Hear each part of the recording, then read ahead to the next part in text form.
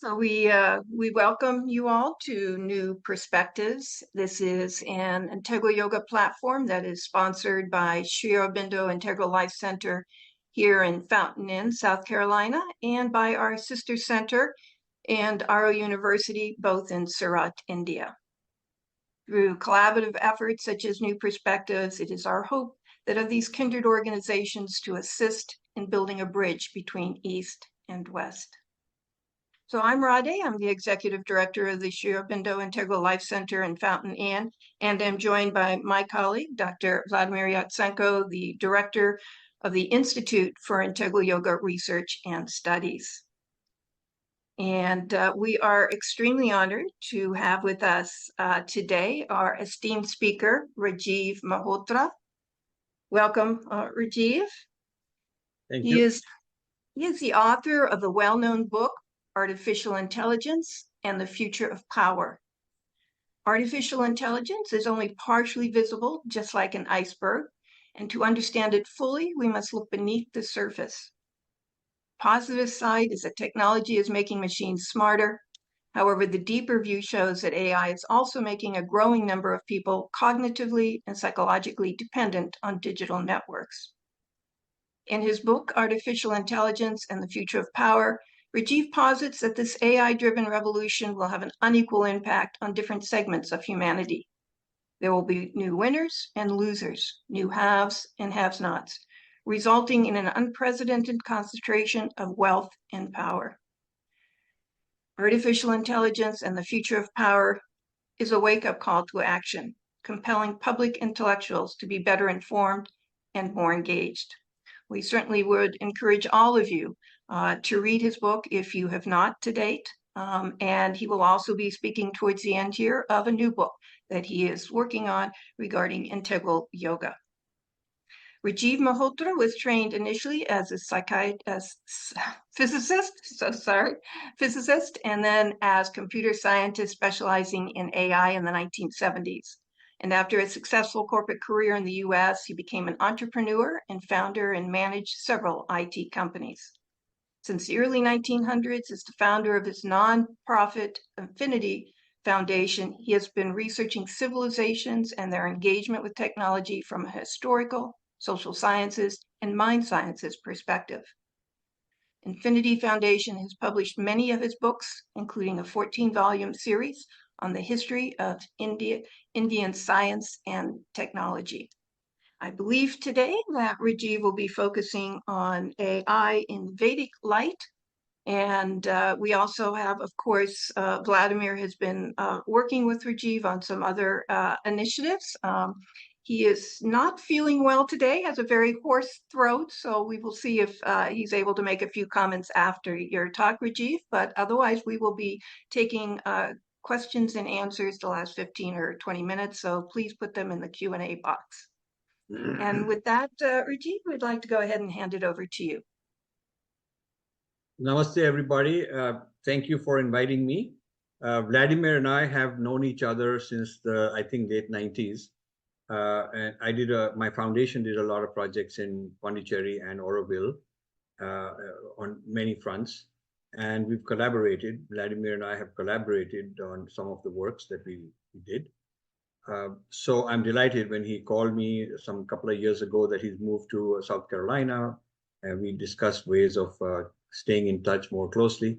And I'm very glad that he invited me to share my perspective on artificial intelligence. I would like to say that though I started my computer science grad school work in AI in the early 1970s, when I came to this country. I came as a physicist, but switched to computer science. At that time, AI was sort of a fantasy, a dream. There was not enough hardware power to do what we can do today. There was not enough memory. There was not enough big data. There was not enough sophisticated machine learning, systems like neural networks and so on. So we were making progress, but very simple kind of things. But the philosophy was there, the metaphysics of what is AI, why do we need it, and what are some of the benchmarks, how to go about it. The theoretical foundations were being developed more than actual successful applications. But I kept in touch with it. And even when I had my own spiritual wake-up call in the mid-90s and decided to quit my tech work and join and start up my own a new kind of startup, Infinity Foundation, as a spiritual exploration startup. Even so, throughout that, I kept in touch with AI, not as a professional, not as somebody who is actually involved in doing things in it, but as a person watching it, philosophizing about it, commenting on it, critiquing it, and so on. So, in that sense, this book, uh, Artificial Intelligence and the Future of Power, 5 Battlegrounds. This came out a few years ago, and at that time people were not ready for it. It came out in 2018, but I started talking about it in 2015, 2016, so about 10 years ago, because I was concerned about several things.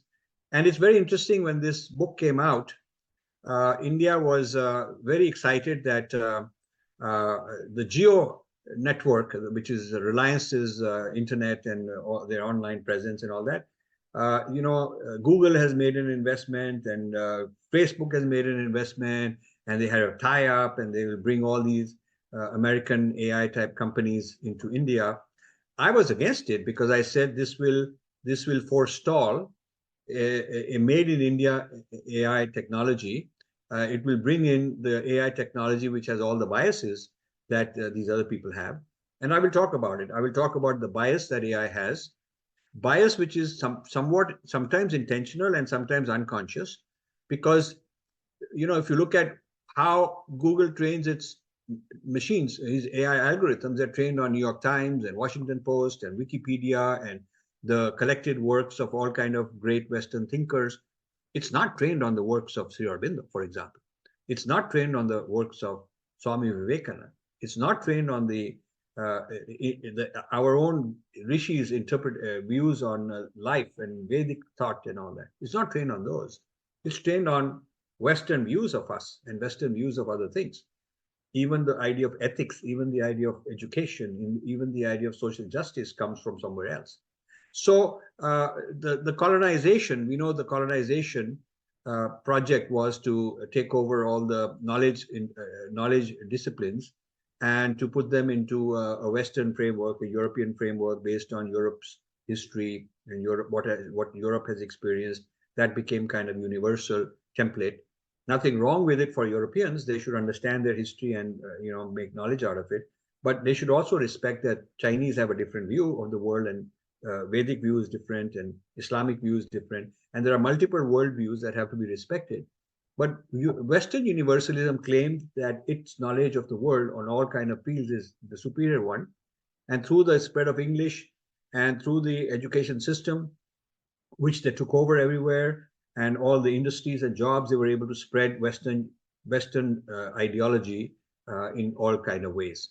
And so the literature that's out there, which is being used to train AI algorithms, is the same thing. We're trying so hard to decolonize, and now AI comes as a new recolonizing force. This is something I talk about in this book. Now, the subtitle is 5 Battlegrounds. That's the byline here. So let me explain what they are, and then I'll focus on a few more details. Battleground 1 is the sthul sharir, the physical body of humanity, external. It contains things like economy, industry, education, jobs, these kind of social dimensions, which are very important. And it talks about all the benefits that AI brings. You can have better agriculture, better medicine, you can have distance learning in education. But it also raises issues. The Industrial Revolution in England created the British Empire. There was no possibility of ruling over large parts of humanity had it not been for the Industrial Revolution. Because the Industrial Revolution gave them a manufacturing advantage. The factories, electrified factories, were more efficient, and they could do large-scale production, not so labor-intensive, and they could take over one industry after another, textile, steel, blah, blah, blah, all kind of industries, which used to belong to other countries. And India, because it was not allowed to industrialize, and the other country, Britain and France did industrialize, so they became colonial powers. And the East India Company's success is because of the Industrial Revolution, Until then, it was just some small-time trading company. So when you consider AI as a revolution, it will also have a similar impact. So in this book, I ask, is Google the new East India Company? Can it have the power to decide, if it has the power to decide what you'll buy? Because after all, Google's services to you are free. All the search engine, the Gmail is free. But imagine, just think for a moment, the most popular services in the world, all over the place, are free, and yet those providers are the richest people in the world. So how does that happen? What is the magic that some people, they're so generous, so kind, so wonderful, so altruistic that they're giving you all kinds of amazing things free, and yet somehow, mysteriously, they are the richest people in the world? Now, this ought to occur to any intelligent person, this question. And the simple answer is that while you are consuming these services, they are hacking your brain, your psychology, your behavior, what makes you tick, how you can be manipulated, how you can buy, how they can make you buy a particular brand of shoes, a particular airline ticket, a particular holiday, a particular, whatever retail items you're buying. They can make your behavior, they can modulate your behavior better than any other advertising, and they can get a commission on it. And that is worth trillions of dollars. So making the whole world behave in a manner that their sponsor, their advertiser, their client wants, and is the secret for making so much money. So think of it this way: if there is so much power to get you to behave in your buying habits, what about your political voting habits? What about your spiritual allegiances? What about modulating what your religion is going to be, or what is your thought system? Who you're going to date? What kind of a lifestyle you're going to have? So all of that is also being hacked. So this is an important issue that while they are very good at selling things, they're also very good in other ways. So the Industrial Revolution happened because a few people controlled all the factories, and now a few people control all the AI algorithms, the AI systems. We can say there's so many thousand AI startups in India, but they're using open source, or they're using the platforms supplied by American companies mostly. These platforms are not Indian. We don't even have an Indian operating system, or our own email service, or our own internet platform, or our own social media. So the investment in AI, which has been made by these American gigantic companies, it gives them a control. They can set the knobs. They can control what is considered fake news according to their criteria, okay, and what is not, and who to deplatform. And if you speak in a way that they don't like, they can deplatform you. If they like you, they can boost you. So it's a game rigged. It's a game that is very exciting and tempting. Everybody can start their channel, everybody can start participating, but at the end of the day, somebody has more controls over others. So at the Sthula level, I'm predicting that this is going to have the similar effects as the Industrial Revolution did, in terms of creating gigantic corporations in the world like the East India Company that'll go across national boundaries, that'll have more political power than countries, because the East India Company came as a corporate company, not as a British government with troops invading India. Britain did not send troops from the government to invade India. A corporate entity muscled its way through nice finesse and understanding the behavior and making one guy fight another. They did all that, and they built a big empire. Okay, so I feel that this AI and its control over the social media, its control over education policy, its ability to put a scandal here, to put some fake stuff, to even make some artificial videos and all that stuff. It's getting more and more serious. They'll have the ability to create empires, and not necessarily directly as in their own name, but through sepoys, through proxies. So they'll have that control capability. And I think The only people countering this American oligarchy, which is shaping up, are the Chinese. They're building their own equivalent, and they have banned the Americans in their country in order to encourage their own, which is something foolish India did not do. And also the Arabs. Now, Qatar has started its own AI system. Falcon is the name of their version of a chat GPT, and the Saudis have announced that they're going to do it. Those AI systems are going to be trained on Arabic texts, similar to like if we were to start an AI system and train it on Sanskrit texts. You see, so while India is just sort of consuming the American AI systems and building tools on top of an American platform, maybe it's open source, but it's not our platform. And the fundamental training has not been done by us. That's why some of the AI systems I'm developing to promote and educate people about my works, my writings, Vedic knowledge. I'm finding that there's a lot of hallucination. Hallucination means that the AI system says something that we did not want it to say. We did not teach that. Where did it get it from? It's sort of like you have a young child, and this young child goes to a certain type of school during the day. Let's say one child goes to a madrasa, learns that ideology because they teach a certain way. Another one goes to a Catholic convent and learns their ideology. Another one goes to a Vedic pathshala and learns their ideology. Another one goes to a Maoist training camp. So these different children get a foundation differently from each other. And then the parents think that they're teaching the child. But sometimes the child says something that the parents say, hey, my God, where did he get it from? Well, he got it from the other place, which is also educating him. So whatever we are doing on top of open source, some foundational biases already exist. Some foundational training has already been done. None of these things come with totally empty, because to train something from absolute scratch would take hundreds of millions of dollars of investment. I've gone through this exercise. It will take a large amount of money, which nobody has invested in India. So, this new gigantic AI revolution is going to create unequal outcomes.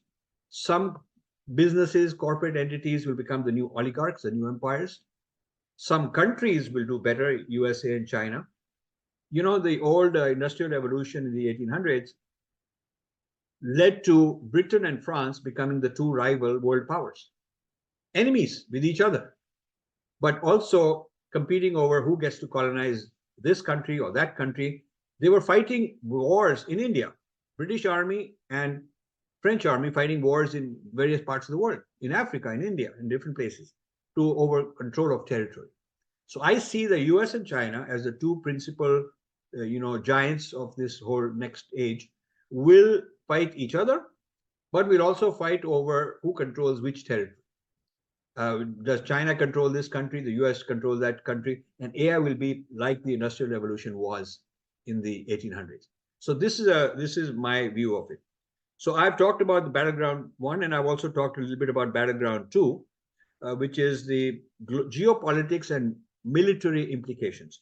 So Battleground 1, which is about industry, jobs, etc. Battleground 2, which is about geopolitics, military, are the sthul sharif, the physical world, and how it's going to be impacted. And I've just touched upon it a little bit. Battleground 3 is very interesting. I call it moronization of the masses. Moronization, which means turning the masses into morons, which means people who don't think for themselves, people who are on autopilot. They go in default mode and let the system decide. System decides when to go, where to go, what to eat. Maybe one day the robot will come and fill your refrigerator with the food that's quite best for you because we figured out what's good for you. And, so more and more free choice being surrendered. Surrendering your free choice. Surrendering this ability to think for yourself and make decisions. And this buddhi, giving up your buddhi and letting the algorithm have more buddhi over you because you trust it. So this is very good in many ways, but also, your consciousness, rather than evolving, it atrophies.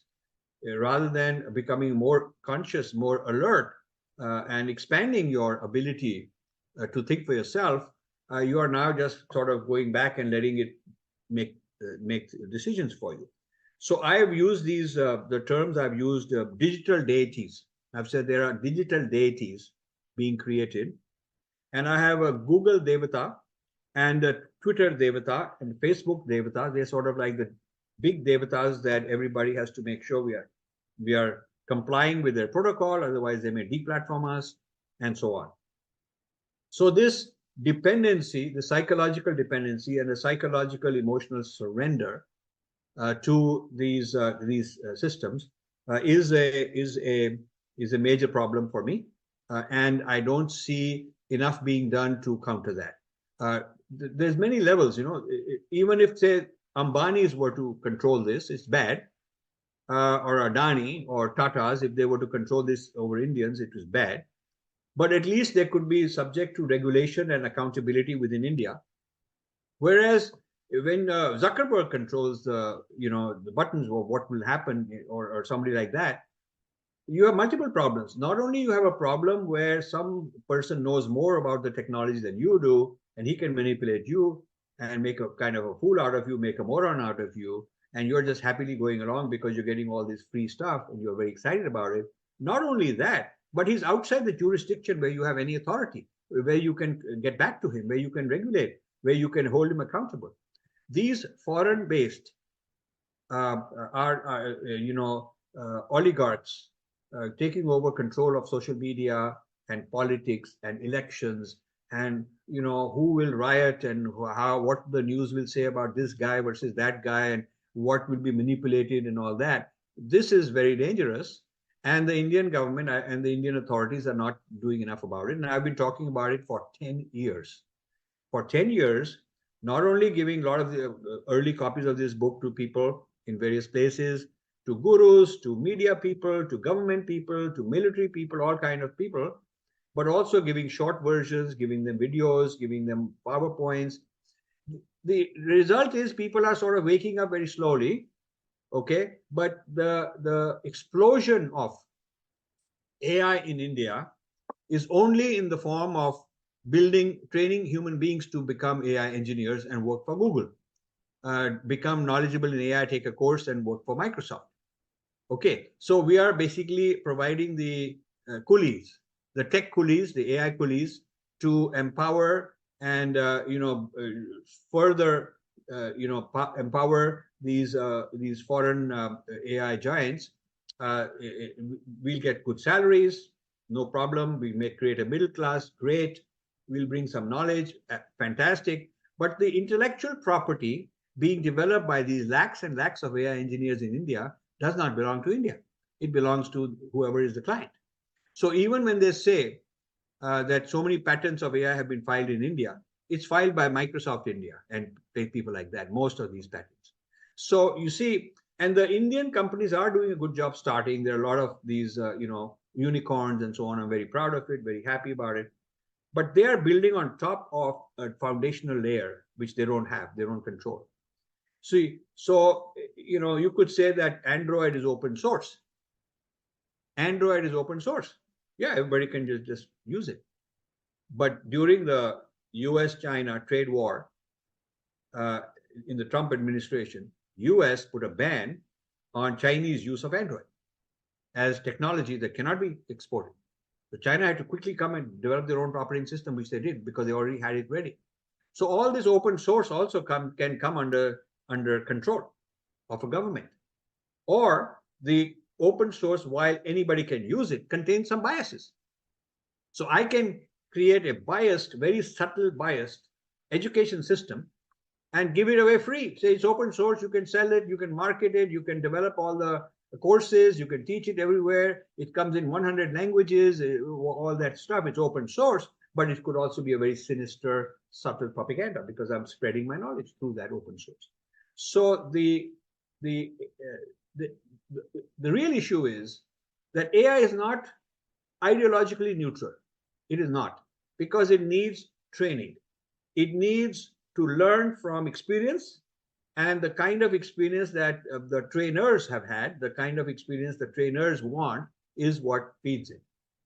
So if I have a certain point of view, and I were to go to Google and say, this is my view on the Aryan invasion theory, This is my view on the Varna Jati system. This is my view on consciousness. This is from my tradition. These are my views on various things. I can come up with a lot of things. And I want my views to be represented in your algorithms. And when you decide who is going to be banned and who is going to be shadow banned and what is bad news and what is fake news and all, I want my criteria. They're not going to be accepted because they have some guys sitting inside who know who's going to decide. I've been to Google headquarters, and they also told me that there is a Hindu group and a Muslim group and all kind of groups of different ideologies and different people. But and we have the option to make input, but none of our people are that organized, and none of our people have that much knowledge and confidence to take on the big Google and say, okay, this is what your algorithm is deciding, and it's wrong according to us. See, and even if there were very few people who had the knowledge, and they asked me to be an advisor to them and consultant off the record to give them advice, and I did. But then the issue comes that they don't have the confidence to stand up and say all this and face. It takes audacity. You have to fight your battle. So we just aren't organized. You see, so this battle of ideologies, the battle of grand narratives, is being fought via AI. AI is the force multiplier. AI is the mechanism that is going to amplify everybody's point of view through this AI. It is your way to present yourself in millions of places through this AI system. It's this avatar with a footprint everywhere. And if you are smart about it, you can use it to expand your reach, okay, beyond any media could and so on. But to control your messaging is very important, and we don't have the tools in our own. We don't own the tools to do that. We're going to depend on somebody else's tools and somehow sneak our message in or convince them to accommodate us, and that's second class. That's not first class. You're not in the driver's seat. So this is a very important point facing the whole AI revolution right now. Battleground 4 is where I think the Sri Aurobindo people and the integral yoga, integral psychology people would be most interested. I call it the battle for self. The battle for self. It means who am I? And who am I? In what ways am I autonomous? In what ways am I, my own adhyatma, my own inner being, versus being controlled and giving up that control because it's very tempting, it's very exciting. Now, you see, we talked a little bit already about the control that algorithms and AI systems exert upon you from the outside. But these are still external devices, like I'm sitting in front of a laptop. When I start wearing goggles, now it's even more close to me. Now I'm immersed in it. Now I'm moving around thinking that this guy is here, and I'm talking to him, I'm touching, I'm picking up this thing from the shelf in a store. I'm really involved, I'm immersed, and this world is a direct encounter between me and my environment. So I'm actually living a whole life in a metaverse, okay? And I could be living in it all the time, or much of my time. I could get entertainment, I could do my banking, I could do my shopping, I could have holidays. I could imagine I'm going to such and such place, having a holiday because I paid and bought it, but actually it's a virtual immersion experience. So that's the next level. But that's not enough. That's not close enough for them. Implants in the brain, which is real, which is coming. It's not just Elon Musk's company, but the Chinese are doing it. The Pentagon is doing it. There are just 3 or 4 major organizations. Again, it's a concentration of power that are developing these such that the implant is able to recognize a burst of neurons and say this burst is happiness for this guy, this burst is sadness, this burst means he's angry, this pattern of neurons means he's likely to get violent, this burst means that the idea I gave he's happy with or not happy with. So being able to correlate the pattern of neuron activity with what are your emotions, what are your thoughts, what's likely to be happening, gives this thing the ability not only to read what's happening, but also to influence it. Now, how will this be sold? It will be sold very nicely. It will get FDA approval and government approval and popular approval because the first application will be for your good. It will be able to look at patterns that predict heart attack. So it'll be good because, wow, we can tell if you're going to have a heart attack or if you're going to have a stroke or something like that and health issue, and we're going to alert and get an ambulance and maybe, inform your near and dear, your doctor. So we're going to save lives. And who would mind it? Who would mind it? Everybody would like it. Another application, maybe controlling, maybe predicting violent behavior. So if there is a criminal and he's released now, and one condition of being released is he has to wear this thing so that if he's about to get violent or about to rape somebody or something, this thing will predict and alert and maybe get some help. It could also be for mental health. If somebody has a bipolar, then wearing this could be a good solution, because if you're about to have a fit and about to do something wrong, maybe commit suicide, this thing will stop you. So medically, it could be very useful. In terms of crime control and behavior control and violence control, it could be very useful. In mental health management, it could be very useful. So these are the kind of applications which are good for everybody, under which the whole implanting technology will become popular. And who would not want it? Government might even require it. That if you are a violent person and we want to release you, one condition is that we have to monitor you. So this is how we're going to monitor you. So once the technology becomes accepted, then there are other applications come. Like we can sell you entertainment, fantasy.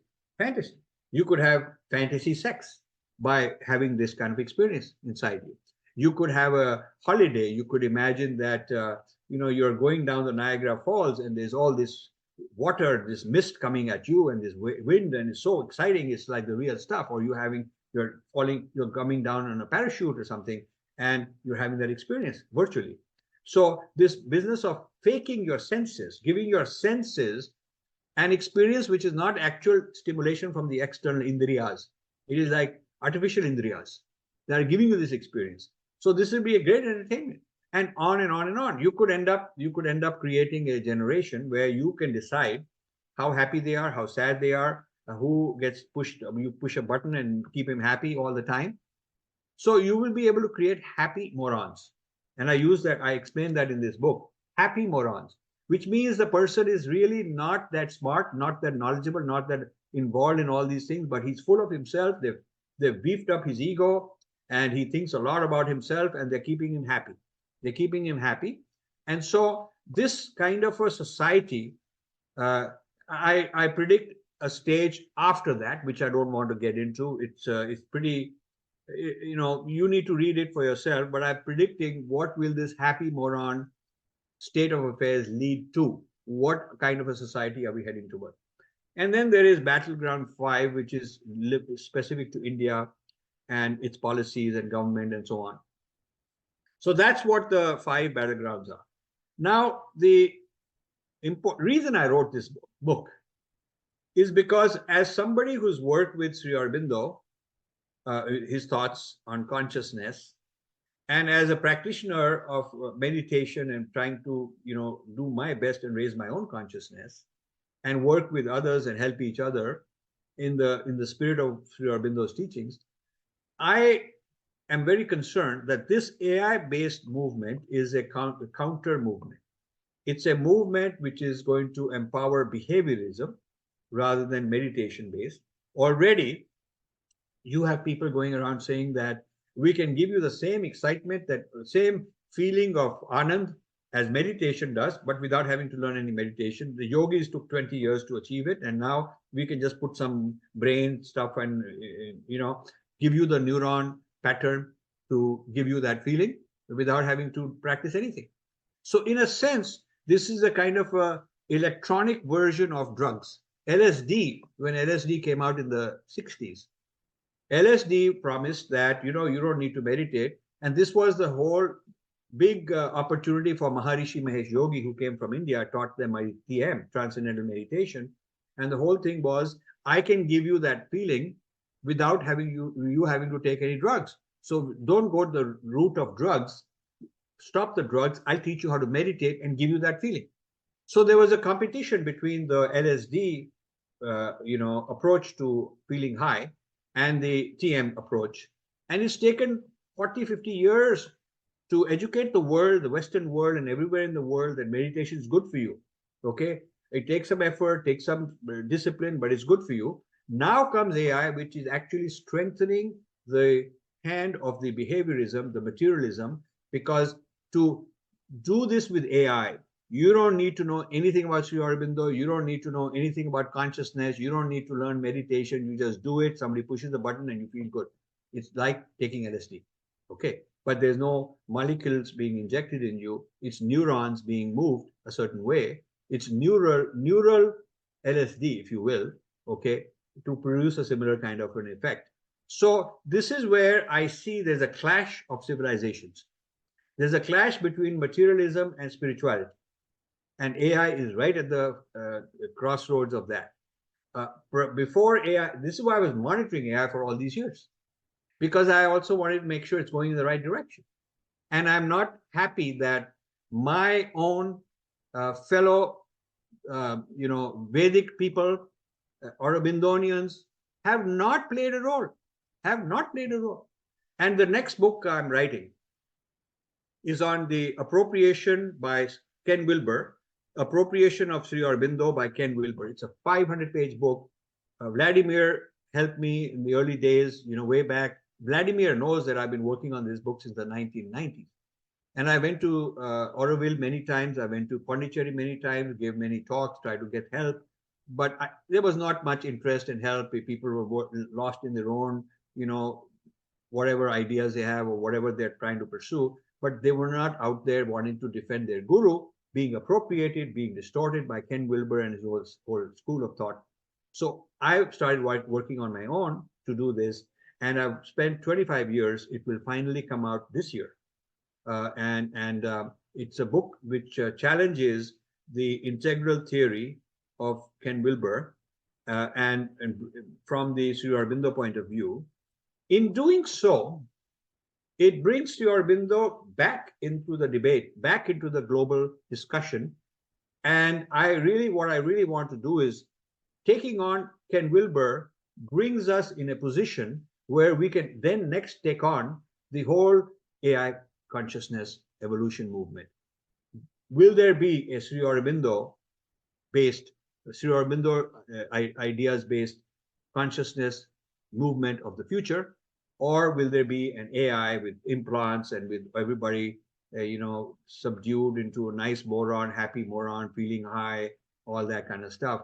That is, I think, where our generation is at. And I want to play a role in this. And I want to bring many of you along, invite you to collaborate. I will be writing a lot of stuff on this. So I think I have done my 40 minutes, I was told, discussion. We could go on for hours and days. Maybe someday we will. But I'm thanking all of you for listening and for those who invited me to come to give me the opportunity. And now I would love to answer your questions. Thank you very much, all of you. Thank you so much, Rajiv, for such an enlightening talk on AI. I think, most of us are so overwhelmed because this field is going like lightning speed, and we either react by fear, right, or we react by being over optimistic and really ignoring some of the threats and some of the concerns that you've mentioned today and that you mentioned in your book. And so it behooves us obviously to get more educated, and as you've said in your book, to come to the table and address and acknowledge the issues.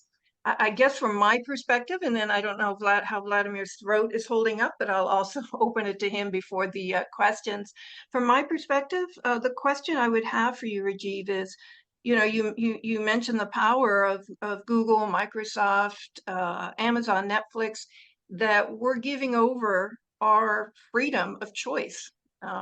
And we have already given over our freedom of choice.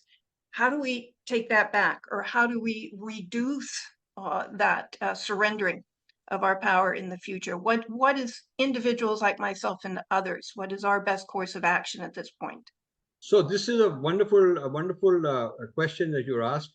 Let me just turn this off because it's going on disturbing me. So this is a wonderful question you've asked. Um, you know, the answer depends on the individual and where they are in their own inner being. And since you are a follower of Sri Aurobindo and you're a meditator, I'm sure. So I'm going to address it from your point of view. And I'm so happy that you've asked this question. I don't get enough opportunities to address people like you and people like this audience. That's my favorite. I want to talk to them. I feel that we need to adapt our meditation.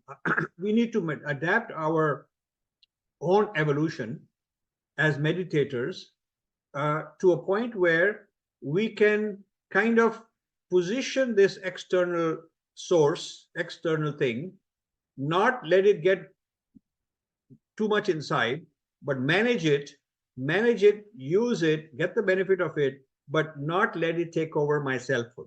Now that's something I'm working on for the last 5-8 years as a meditator, meditating, getting myself in a state where I know what the game is. I know that I'll control what I want out of it. Like I control my car. I know where to go and what to do, but I'm not going to let the car take over and drive itself. So similarly, using this AI consciously, making sure I understand the ramifications. I understand how much it is my slave. I don't want it to become its slave, but it should be basically material world that I can understand its algorithms, its behaviors, and make it do what's good for me, like we do with all other technologies. But being very conscious of that tipping point where it's just going to take over or cross over and not letting that happen. This is not a theory only. This is an actual experiential practice. And I'm developing, when my book comes out, on this, the next book comes out, I want to actually work with you guys or whoever is interested in this kind of a thing and turning it into an education program. But I'm developing this on myself. I'm subjecting myself to a lot of, let's just say, hijacking risks from the outside, and being able to figure out how to have enough consciousness of my own that I can use it when I want to, but I won't let it use me. I think this kind of an education, if we were to add to our children, we were to add to our policymakers, we would add to our leaders, teachers and spiritualists, it would really create a world where we can have the best of both, in the sense that we can benefit from this technology where it's useful, but we are never going to allow it to take over. I think that does not exist. The problem I'm finding is, and I'm so glad that you've asked this question. The problem I'm finding is, I've heard, and I don't want to get in trouble with gurus, but I've heard a very well-known guru in the South who's famous all over the world. I don't, if I name it, just creates more problems. And he goes around and giving talks, and he's invited by scientists and by AI people. And their knowledge of this issue is so limited. They're so naive. I mean, they're just making very politically correct, simplistic statements. Everybody is very happy with them, but they really do not understand the system in detail. So they don't know what the risk is and how to deal with it. I feel that we need to first educate our own leaders, both in policymaking, in education, in spirituality, and we then need to take it from there, because they all have a lot of influence. They are force multipliers, just like AI, and we have to balance out the AI power. Wonderful, wonderful. Thank you for that. That for us, at least those that are followers of integral yoga, and hopefully others in the world. I will, before we go to Q&A, Vladimir, I don't know how you're feeling, but would you like to say anything? Yes, small. I'm very glad that you actually clarified this point of view, where we can have both, yes, because Sri Aurobindo speaks about this, and the mother also, pre-Vedic, Chaldean tradition, which was one long ago, when the spirit and matter were seen as one enterprise, yes? And then in due course, they split. And so the Semitic tradition started that power trend and materialistic development of the West, and taking power from the physical and vital nature. And in the East, they had to go, in India especially, towards the spirit forgetting nature, slowly becoming Advaitic. And now there is a time to come back. We should not lose ourselves. I'm so glad that you brought these two together, because one is not solution, neither of these. So both have to be there. And we can benefit from AI as a tool, but we don't need to submit ourselves to it. So that's my take from you. Thank you, Rajiv, for this. Thank you, Vladimir. You see, the thing is that the option of rejecting AI is not an option in practice. We can't do it. I mean, if you and I and all 100 of us who are participating in this webinar, and the rest of people who are on board, even if we want to, I mean, whether it's a good thing or a bad thing, the point is it's not within our power. It will happen.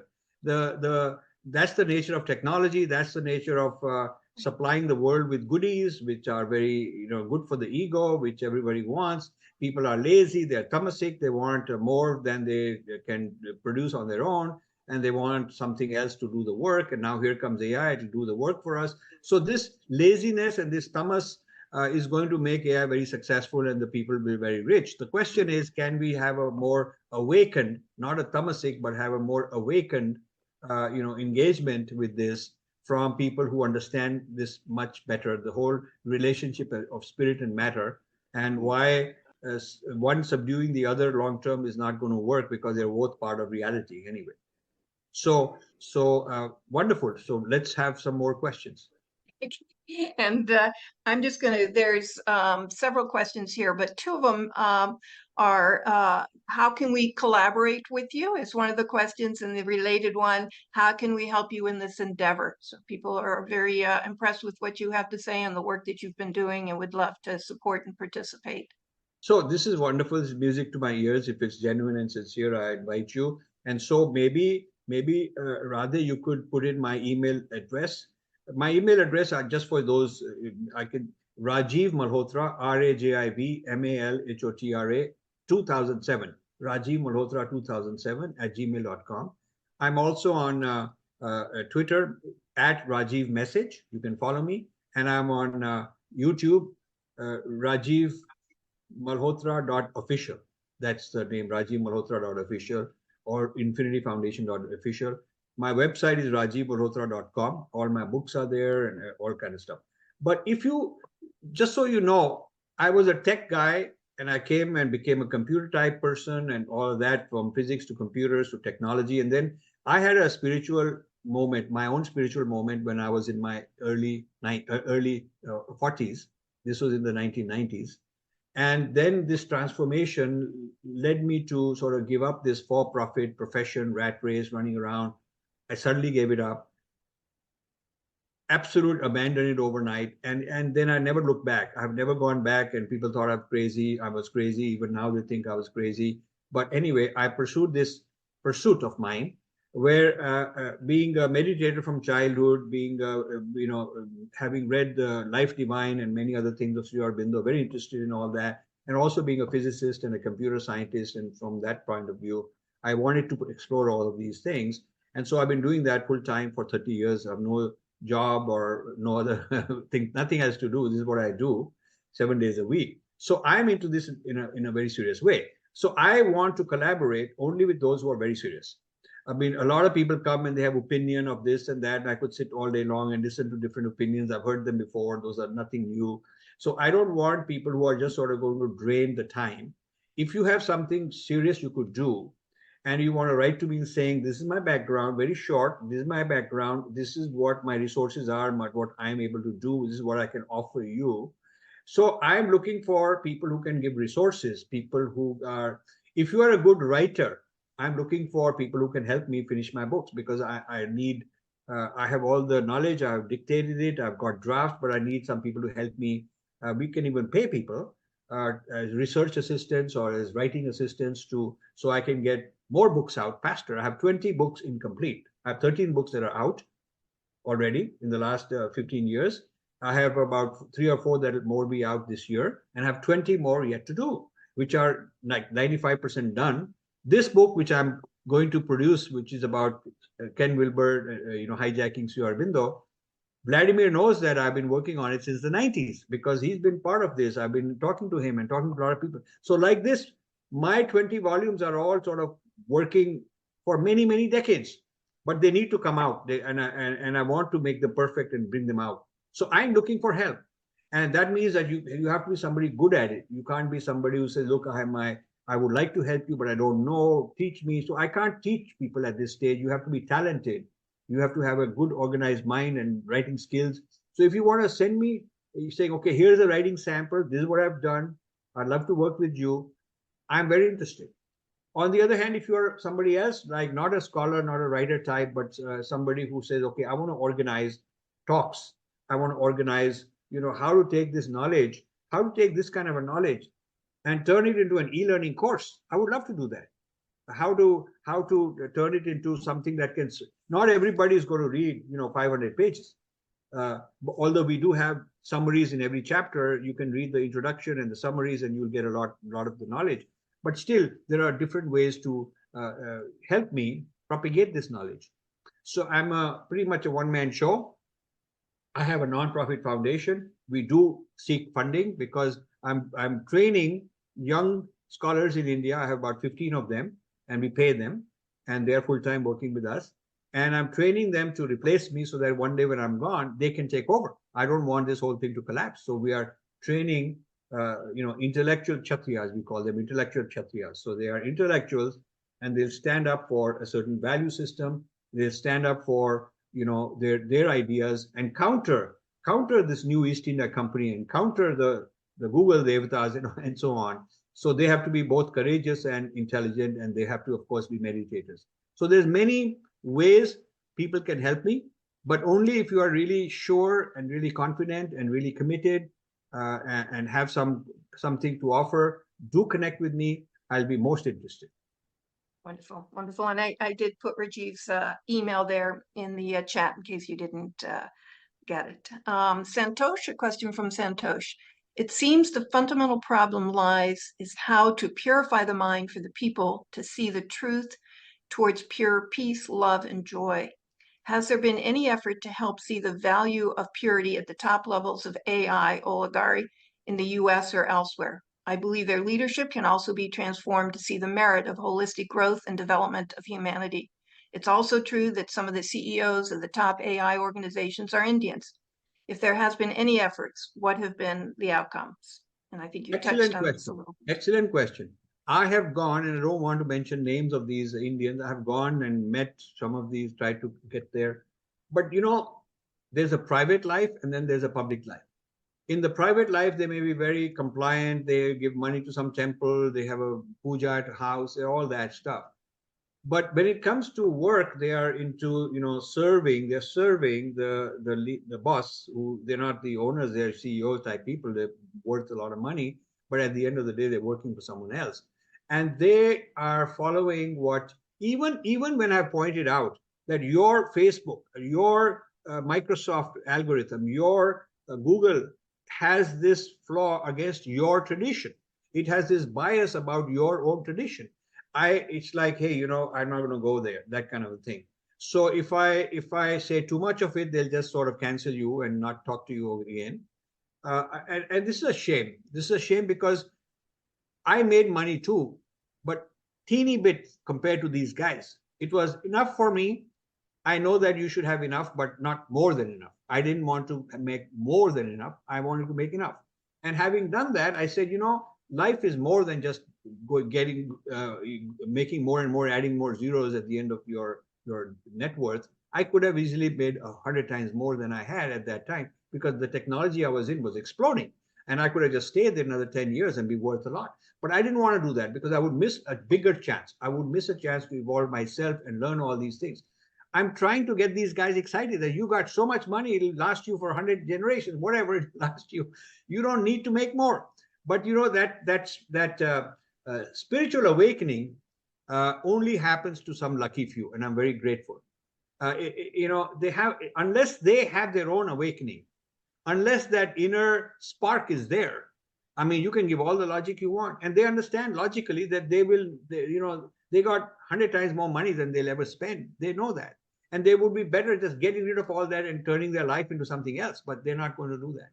So you see, this is the problem. This is the problem of success in the material world is important if you can not depend on the success and become a slave to keep having more and more, but you can satisfy your needs and say, I'm satisfied. I've done it all. I've had the fun and the pleasures. I've owned this and that and done it all. Now I'm beyond that. I want to go beyond that. If you can do that, you're very lucky. Very few of them are like that. So this is my situation. The top-down view, which is what you are promoting, I have tried and will continue trying, because maybe somebody somewhere will have this breakthrough.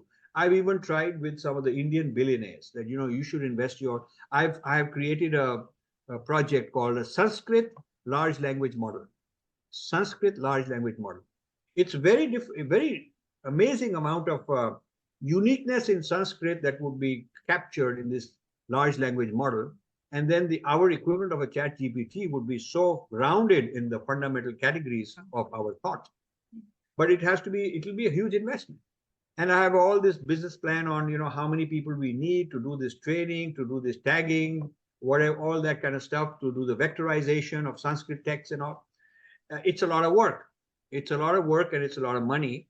And I've even approached some of the billionaires and said, you know, this would be your gift to the future of the world if you were to do that. And it'll only cost you a fraction of all these hundreds of billions or whatever you own. But I haven't found one yet who's willing to say, okay, let's get started. I mean, people, they always look for, okay, what's in it for me kind of thing. And maybe it'll make me famous with the prime minister. Maybe I'll get some Padma award. Maybe I'll get some Rajya Sabha seat. And they're always looking for that, you know. And I can't offer that. I'm not interested in any of that.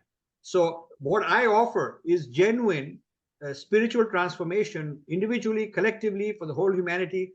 And that requires a commitment from the other side, a scale of investment, a scale of altruism. It only will happen once enough individuals are personally having that experience. It's not a logic. It's not about somebody come and this clever Rajiv fellow has argued and convinced me. No way. It has to be that they have to feel that. They have to feel that. We have one last question here from Jody. I am a professor of AI ethics in Canada. I teach AI ethics to the master's level students in Canada who are building AI and analytics. What are the 3 things you would want to recommend to me that must be covered in the course? Well, I have you should write to me, and I have a whole my AI manifesto, which I haven't published, but I can discuss with you offline. You see, the data ownership of the individual whose data it is has not been adequately covered by all these privacy laws. So, for instance, if you anonymize my data, you are still stealing it. You're not saying it's Rajiv. You're just saying there's some man of this age and this kind of group and profile. He lives here and there. This is about him. And you're using it to come up with your behavior algorithms. Sorry. But you are still not respecting that you're taking my data, ignoring my name, making it anonymous, and then you're saying we can get away with it. That's not good. So I think that the ethics requirements and policies don't go enough. Secondly, I have some ideas, some architectures to build AI systems that will actually detect AI biases. So I can use AI against AI. And again, that's a project. It requires serious funding and backing, and I haven't been able to get people who are willing to do that. So the idea is basically that just like AI can control the whole ecosystem of a social media against whatever its values have been trained, whatever biases it has. So also we can train an AI to look at what the behavior is of a certain network, of a certain writer, of a certain university, of a certain institution, and look at it for biases and rate it. And I would love to be able to do that. So my ideas are more sort of creating new systems. Of course, what you are doing is very important, which is you are training individuals to have more ethics. I am looking at it, what are the systems that we can develop that can make AI more ethical. But as an individual, getting them into a meditation program with the idea that my inner life, my inner being, my adhyatmic life is superior and more important to me for my evolution than all this external stuff, which is a game I'm playing also. I'm fine with it. But the inner evolution, it takes preference and is privileged, it takes priority. Getting them on that track will keep them honest. Will keep them honest, because when they're making a call, a policy decision or some judgment, they have to stop at the, rather than a calculation of the ego saying, okay, risk reward, I can do this, get away with it, make more money this way or that way. No, they have to also look at it from a consciousness point of view. And if they have evolved that, it's not about logic, it's about evolution. If they have evolved that, then they will be better prepared to be able to say no, even if the stand being taken is unpopular, even if it is risky, even if you're giving away opportunity. But you have to be able to do that. Excellent. Excellent. Well, we thank you so much, Rajiv, and H.P. Rama, who is the founder of this center and an equivalent one in Surat, as well as Aarau University, has joined us. He's in India right now, so it's very nice. I know you two had a chance to speak on the phone several months ago. I don't know if HP, if you'd like to say anything or make a comment. Yeah, I think what we heard from Rajiv Malhotra is very profound and insightful. And my observation about this AI is that it is going to replace physical mind, a consciousness at physical mind, a surface mind. And then that, as a part of evolution, will tap into intuitive mind, so that you are not lost into physical mind and go straight to intuitive mind through that. So probably we will disengage with physical mind, and now we go to the higher level called intuitive mind, and that may help us live more from inner side, inner being, bringing out and look at the truth the way we see logically, which is always fallible. So that's my observation about AI, that it's going to replace our physical surface mind, and that will help prepare it so that you are not engaged in it, don't have to engage, but then intuitive mind will, the real mind that has to get operated. Very good. Very interesting. Yes. We should continue our conversation on this. Yes. I would love it. Wonderful. Thank you. Thank you, Rajiv. Thank you. Thank you so Rajiv. much, Rajiv. Very, very insightful and educational. We appreciate it so Thank you much. so much. Thank you very much. Namaste. Namaste. Thank you. Namaste. Bye.